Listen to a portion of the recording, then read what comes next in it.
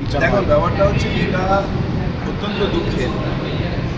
আর্জি করে আমার যে মেয়ের উপরে অত্যাচার হয়েছে এটার প্রতিবাদ আমাদের সবার মনের মধ্যে আছে।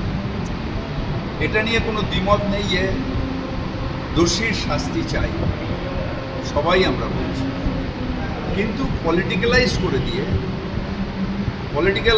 দিয়ে আর্জি করে সত্যিকারের যে মেয়েটা প্রাণ দিল, যে অন্যায়টা হলো সেইটাকে ছোট করে দেওয়া হয়েছে। নবান্ন অভিযান কিসের জন্য?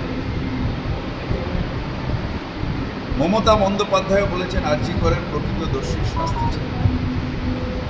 তারা হাইকোর্টে গেছে, হাইকোর্টে গিয়ে তারা বলেছে পুলিশের উপর বিশ্বাস নেই, আমরা সিবিআই তদন্ত চাই। সিবিআই তদন্ত করেছে, চার্জশিট দিয়েছে, সাজা ঘোষণা হয়েছে। সেই সাজায় আমরা সন্তুষ্ট নই। আমরা বিশ্বাস করি যে এটা যদি পুলিশ তদন্ত করতো তাহলে আমরা ফাঁসির হুকুম পেতাম। কিন্তু রাজনৈতিক কারণে তারা, যারা সব ব্যাপারে রাজনীতি করার জন্য হাইকোর্টকে ব্যবহার করেন, তারা কোর্টে গেছে, সিবিআই হয়েছে। আমাদের কোনো বক্তব্য নেই কোর্টের রায়ের বিরুদ্ধে। তারপরেও রাজনীতি করার জন্য তারা বিভিন্ন বিরোধী দল তাদের পাল্লায় পড়ে এটাকে করা হচ্ছে। কেন কালীঘাট? মুখ্যমন্ত্রী বারবার ডাক্তারদের নিয়ে এসে তোমাদের কি দরকার তার দরকার করেছে, যতটা তার সম্ভব হয়েছে তিনি করেছেন ডাক্তারের জন্য। তাহলে অর্থহীন আন্দোলনের কারণটা কি? অর্থহীন আন্দোলনের কারণ হচ্ছে যে করে হোক রাজ্যের যে মামাটি মানুষের সরকার তাকে বদনাম করে, যেটা পারছে না তারা। এখন সারা বাংলার বাঙালি বিদ্বেষের ব্যাপারে, বাঙালির অত্যাচারের উপরে গর্জন করা হচ্ছে।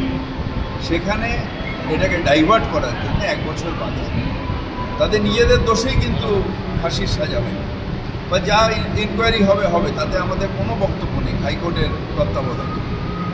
কিন্তু এইটাকে ঘোরানোর জন্যে বিজেপির পায়ে পা মিলিয়ে অন্য বিরোধী দল তারা এটাকে ডাইভার্ট করছে। এটা অনেক বড়। নিশ্চিতভাবে আর্জি করে ফাঁসি চাই, এটা আমাদের মনের কথা, কিন্তু হয়নি। আর বাদবাকি যা ইনকোয়ারি হচ্ছে হোক, কোনো আপত্তি নেই। কিন্তু বাঙালির ওপর অত্যাচার, এটাকে ডাইভার্ট করার একটা পরিকল্পনা এই অভিযান। বলছি শুভেন্দু অধিকারী বারবার বলছেন যেটা